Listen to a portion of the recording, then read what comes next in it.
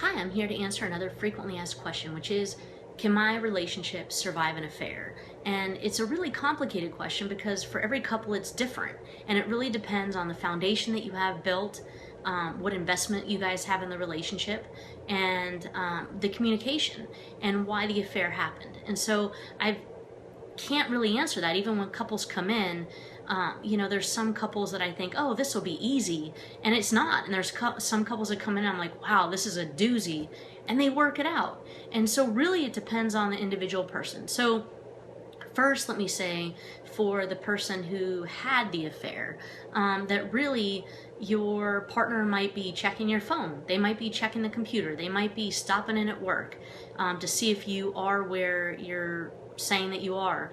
And a lot of people get frustrated with that and say, just get over it. But let me tell you that instead of thinking about that as them trying to catch you doing something or not trusting you, what I want you to instead think is, maybe they're just trying to catch me do good. You know, when people do those sorts of things, they're not hoping that they drive to your work and don't see your car in the parking lot.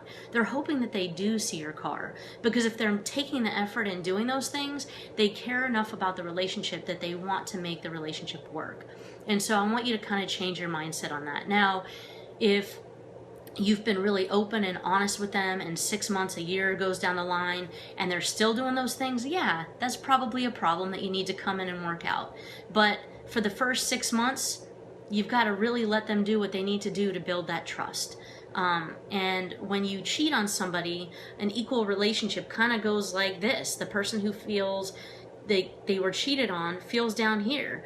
And so you've got to help them to come back up to where you're at.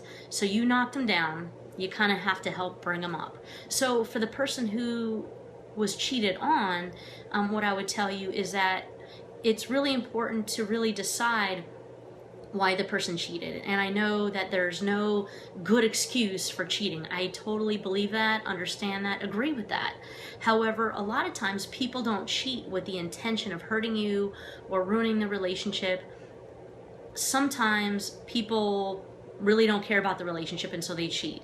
And if that's the case, you might want to get out.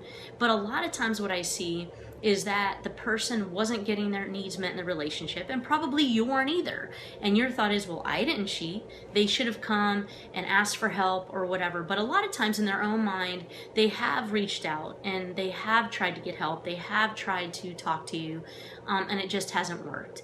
And so what happens is they slowly start talking to somebody who seems to get them, seems to understand, doesn't have the same history of frustration because they haven't been in a relationship with them. And that's what happens when you're in a relationship, right?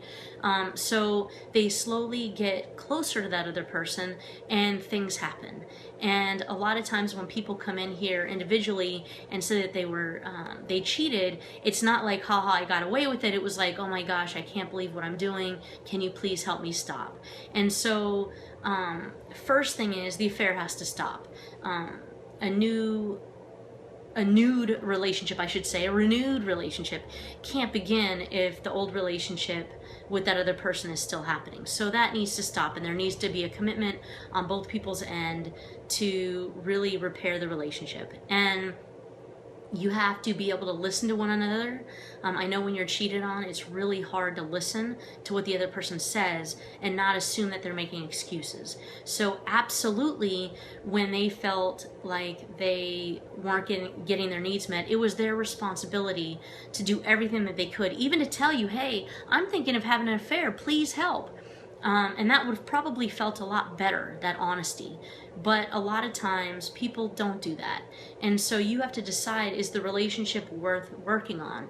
And what I would recommend is that you go into couples therapy, because this isn't something that you can really usually fix on your own. Even if you go a couple times to couples therapy to learn some techniques, figure out why it happened, try to work on the resentment that you might feel, would be a huge start. So I hope I answered your question, but really increased communication is the main thing. and you can talk to a therapist about how much detail is going to be helpful or unhelpful, because a lot of times people who are cheated on want to know every detail. Where was it at? How long did it last? Did you use candle light? Was it romantic? Was it a quickie? What was that like? And sometimes those questions are really important for someone to hear the answer to. And sometimes it can just,